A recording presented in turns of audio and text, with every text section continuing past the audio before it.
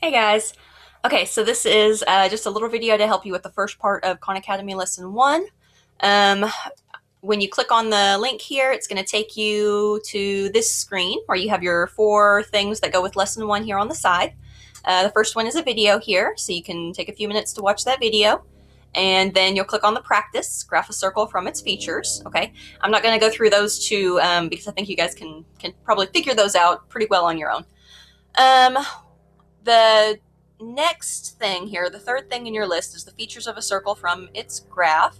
So if you watch this video, then you can go on to the practice features of a circle from its graph. I'm going to start right here. Okay, so the practice problems for features of a circle from its graph start out asking what's the center of the circle. You have some choices.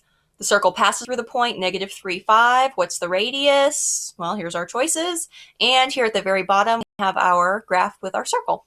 I don't know why they put it at the bottom instead of the top, but they did. All right, so since the first question asked me for the center of the circle, I'm kind of just looking at my circle and estimating where I think the center is. And so it looks to me like the center is probably going to be right about there. That happens at -6, +4.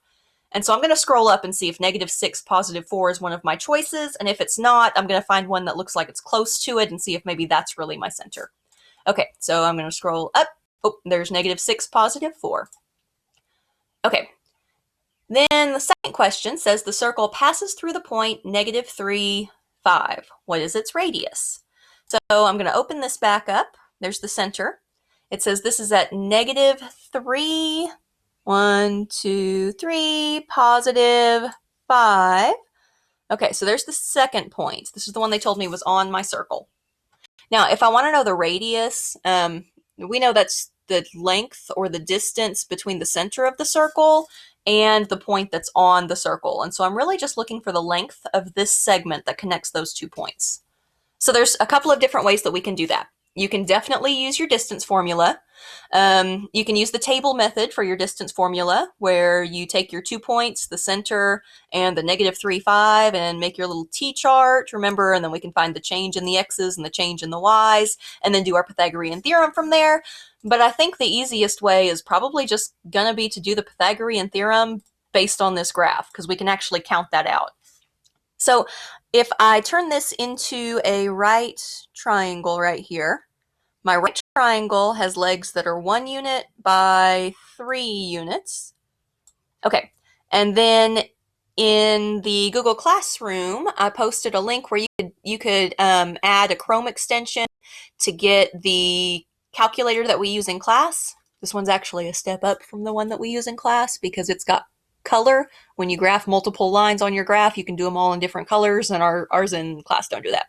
So when we do our Pythagorean theorem, 1 squared plus 3 squared, that's going to give me 10.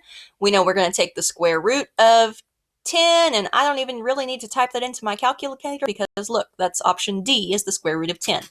So then I'll close out of this, and then we can just pick option D and check. All right.